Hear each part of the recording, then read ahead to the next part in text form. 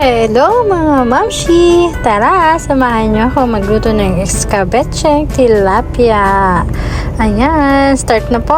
Una, magpainit ng mantika. Unahin ang luya, sunod ang bawang at sibuyas, at ang red bell pepper. Sunod mamshi ang carrots. Lutuin ito ng mga 5 minuto.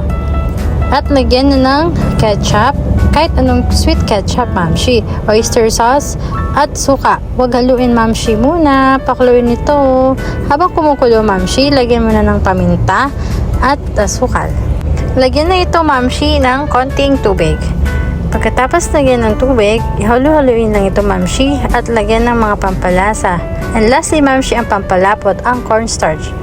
Maglagay muna mamshi ng konti at halo-haluin. Ayan, hanggang lumapot. Ayun lang, mamshi. At syempre, magprito ka ng tilapia. Ayan, ready to serve na po, mamshi. Thank you for watching. Bye!